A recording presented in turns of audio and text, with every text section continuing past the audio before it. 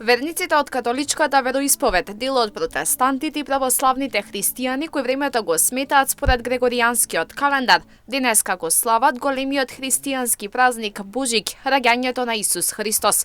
Во Штипската католичка црква вчера вечер се запали четвртата среќа од адвентскиот винец, која е посветена на мирот и која ќе гори во текот на оваа Божикина недела. Предходните 3 седмици гореа свиките за надеж, вера и радост, а вакви пораки упати отец Тони Ангелов по повод Христовото раѓање. Да сите луѓе имаме мир, сочувствие, толеранција едни со други, да се сакаме едни со други, да опростуваме, да бидеме навестители на Рождеството Христово, така што тука ја имаме пещерата, има едно големо значење, една голема символика, каде што мудреците и пастирите доаѓаат, му се поклонуваат на нашиот Спасител Исус Христос. Го имаме ангелскиот хор, кој пеат, сите да ја запееме таа химна, слава на Бога во висините, а на земјата мир меѓу луѓето со добра волја. Да се подадеме рака едни со други.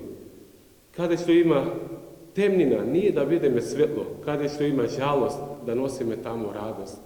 Денеска со почеток од 10 часот се одржа и светата миса по повод Рождеството Христово, а изминативе неколку дена имаше повеќе активности за овој празник. Беше одржан и традиционалниот Божикен концерт на кој се пееја божикни песни. Сите очи денеска се вперени кон Синот Божи, вели отец Ангелов. Нашите очи се насочени кон Витлеем и ние сме на патот кон Витлеем, а тоа е местото каде што се роди нашиот Спасител Исус Христос, кој се понизи сам себе, земе човечко тело, стане еден од нас, само заради нас, за наше спасение.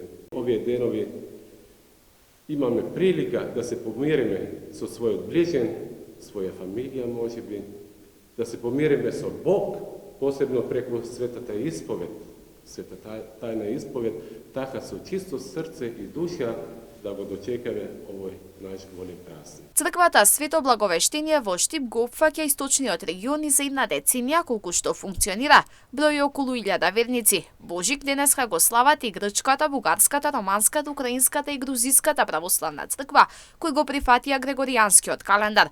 Останатите, меѓу кои руската, српската и македонската православна црква, Ерусалимската патријаршија и монасите на Света Гора, Божик ќе го одбележат на 7 јануари.